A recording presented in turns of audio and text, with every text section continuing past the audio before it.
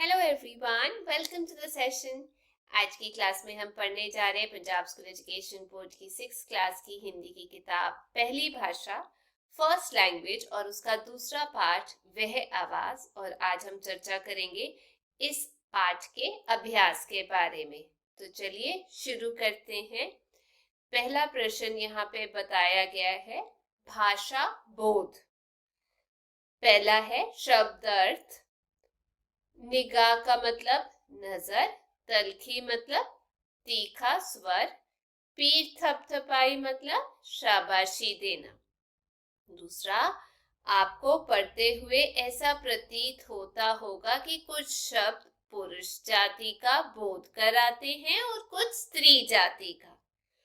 जो शब्द पुरुष जाति का बोध कराए उसे पुल्लिंग और जो स्त्री जाति का बोध कराए उसे स्त्रीलिंग कहते हैं।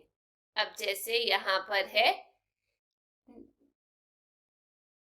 निम्न शब्दों के जो नीचे जो शब्द दिए गए हैं उनका हमें लिंग परिवर्तन करना है, स्त्रीलिंग और पुल्लिंग में इनका उत्तर देना है। तो चलिए शुरू करते हैं। यहाँ पर कौन कौन से शब्द हम लोगों को दिए गए हैं। माता का पिता, मामा का मामी, चाचा चाची, वैसे ही बहन का आ जाएगा बहनोई, दादा का दादी और बेटा उसका आ जाएगा बेटी। आगे चलते हैं। वैसे ही तीसरा प्रश्न भी हम लोगों को दिया गया है। इसमें कहा गया है, निम्न मुहावरों के अर्थ बताते हुए वाक्यों में प्रयोग करें। अब इसका जो पहला है, मैंने यहाँ लिखा है चूहे कूदना। उसका मतलब है बहुत भूख लगना। माँ जल्दी से खाना लाओ, पेट में चूहे कूद रहे हैं। ठीक है। वैसे ही यहाँ पर दूसरा जो शब्दांश दिए गए हैं उसमें है आंखों में झांकना। ठीक है। इसका मतलब है व्यक्ति के आंतरिक भावों को समझना। माँ ने बेटे से कहा, मेरी आंखों में झांक कर देख, मैं तुझे बुरा कह रही हूँ। तीसरा, खोए रहना मतलब अपने विचारों में लीन रहना, गुम रहना। अरे मोहन, कहाँ खोए रहते हो, कब से तुम्हें पुकार रहा हूँ। चौथा, छाती में भरना मतलब हृदय से लगाना। देर से घर लौटे बेटे को माँ ने छाती में भर लिया। पांचवा, पसीना आना मतलब घबराहट होना। गणित का कठिन प्रश्न पत्र देखते ही दिनेश को पसीना आने लगा था। छेवा, चेहरा खिल उठना मतलब प्रसन्न होना। विदेश से लौटे अपने बेटे को देखते ही माँ का चेहरा खिल उठा। सातवां, पीठ थपथपाना मतलब शाबाशी देना। परीक्षा में प्रथम आने पर अध्यापक ने प्रकाश की पीठ थपथपाई।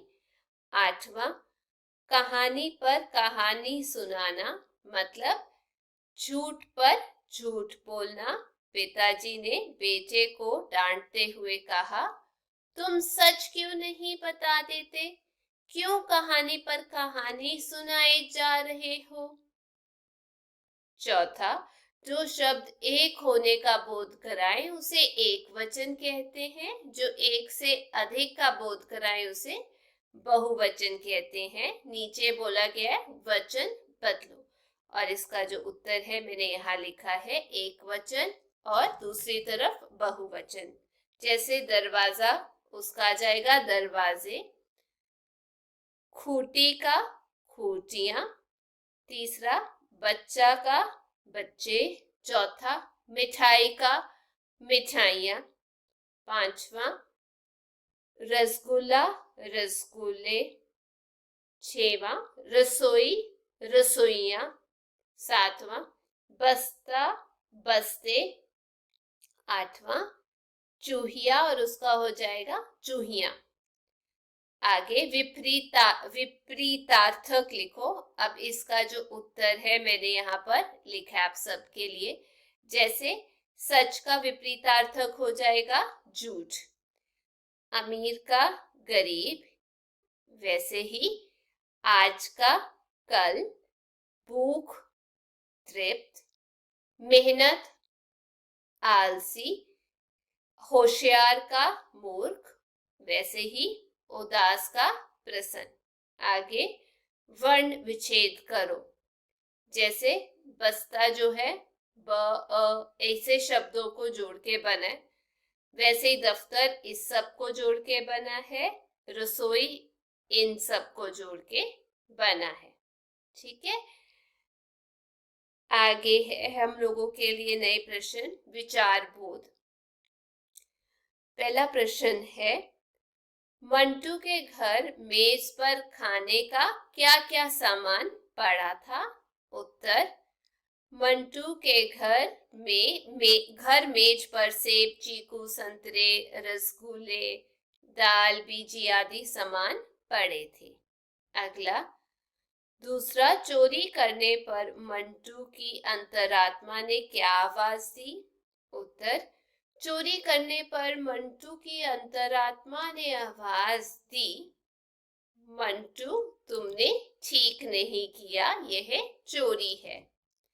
तीसरा, मंटू के घर चाय पर कौन आने वाले थे? उत्तर, मंटू के घर उसके चाचा अशोक चाय पर आने वाले थे। चौथा, मंटू ने क्या गलत काम किया था? उत्तर, मंटू ने किसी से पूछे बिना चोरी से एक चीकू और रसगुल्ला मेज से उठाकर खा लिया था। पांचवा, मंटू के हाथ से लोटा क्यों गिरा? उत्तर, घबराहट के कारण मंटू के हाथ से लोटा गिर गया था।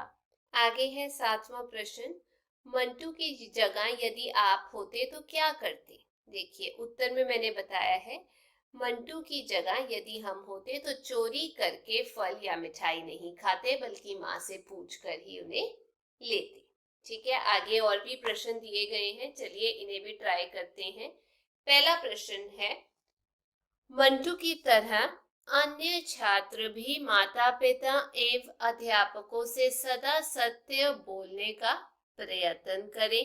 ठीक है, तो माता पिता और गुरुजनों के समक्ष हमेशा सच बोलने का प्रण करें आप। दूसरा प्रश्न है, झूठ बोलने के बुरे फल जानकर झूठ बोलना छोड़ दें। मैंने लिखा है, झूठ बोलना सबसे बड़ा पाप है, अतः इसका परित्याग करें, छोड़ दें। तीसरा, मंटू की तरह अपनी अंतर की आवाज को सुनकर ठीक काम करें, और मैंने लिखा है, हमेशा अपनी अंतरात्मा की आवाज को पहचानें। आगे बहुविकल्पिक प्रश्न है। पहला, मंटू के घर चाय पर कौन आने वाले थे? पापा, मम्मी, चाचा या पम्मी? इसका उत्तर है ग, चाचा। ठीक है, दूसरा प्रश्न है, मंटू के हाथ से क्या गिर पड़ा? ऑप्शन है इसके, नोट, वोट, लोटा या सोटा? इसका उत्तर है ग, लोटा। तीसरा प्रश्न है, मंटू की भूख क्या देखकर बढ़ गई? फल, मिठाई, फल और मिठाई या धन? उत्तर है ग, फल और मिठाई। चौथा प्रश्न है, मंटू के गलती का आभास होने पर किसका चेहरा खिल उठा? भाई का, पिता का, माँ का या चाचा का? उत्तर है माँ का। तो ये थी आज की क्लास। मैं उम्मीद करती हूँ इस पाठ का अभ्यास आप लोगों को समझ आ गया होगा। यदि वीडियो अच्छी लगी तो चैनल को लाइक, शेयर, सब्सक्राइब जरूर कीजिएगा।